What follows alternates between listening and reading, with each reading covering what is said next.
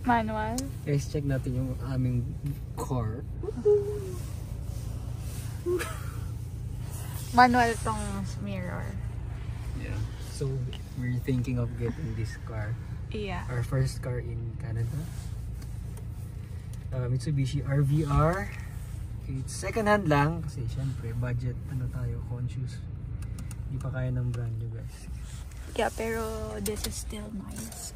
And parang new din. Yeah. Let's go. Love! Hindi ako makalabas! Lock mo. Ha? Nakalock!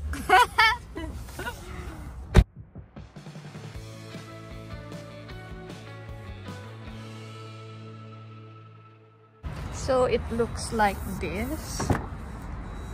Yeah. Chine-check namin yung Tignan mo mga tamaan. everything. We're seated at the back. Bigger space. Yan yung mas gusto yan nila vlog. Bigger space. Yeah. May tinest drive siya kanina. Kami. Pero siya lang naman yun na-drive. It's Mazda CX-3. Pang tipid yung space. So, yeah, this one's nice. Tsaka na namin yung montage para sa amin na talaga. Yeah. Pero based sa dalawang nakita natin. Based sa dalawa nating na-try mo mag-drive. This one is better.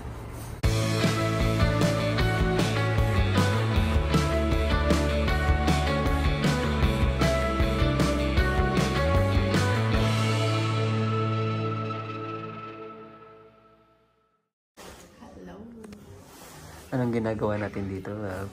We're waiting for our car. What? Actually, no Tuesday? No, na-delay siya ng na-delay. Yeah, no Tuesday dapat.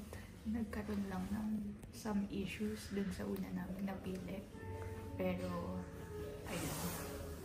So, pumili na lang kami ng iba. Yun no! Yun oh! Guys, hindi na to test drive. Hindi na to test drive, guys. Guys! This is it. Pansit. $459 per month.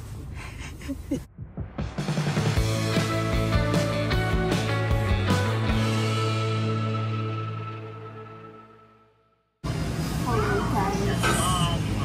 So after picking up our car, yes. Yes. Kain muna kami. Kain muna kami sa Five Guys. Habang online Nag-online class. Siyempre, kailangan mo muna yung sasakyan. Yeah, sorry po.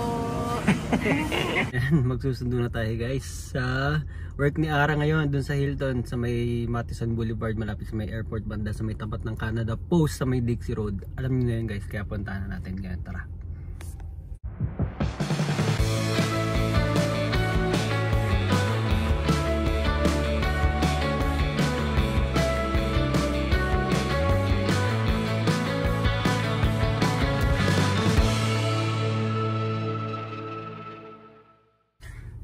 Dito na tayo guys. Hihintay na lang natin si Boss Ara, si Boss Love mapagmahal.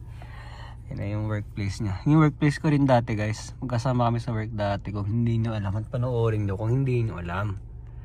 Tayo. Dahil nasundo na natin siya guys. Ayan na siya. Ayos na. Sundo na, pauwi na kami. Hi. Yabang to. Hinahatid niya yung sarili niya pamunta sa work. Hindi ako makalingan. Yeah, focus ka lang sa driving. Yes, kailangan niya masanay. Siyempre, para siya yung nag-drive minsan. Ayan. Ang galing niya. Maganda na mag-drive ko. Hindi, daming sakyan. Isang diretso lang. Pero madaming sasakyan. Hindi na ulit siya sa work niya. Dinrive ko yung sarili ko. Sa work. Good job. Okay. Bye-bye.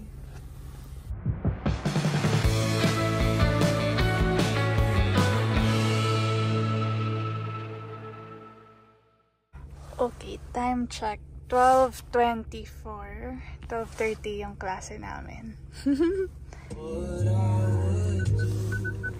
So, dumaan lang kami saglit sa simbahan.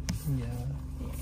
Balak namin ipa-dress tong car, kaya lang saka na. Wala nang time.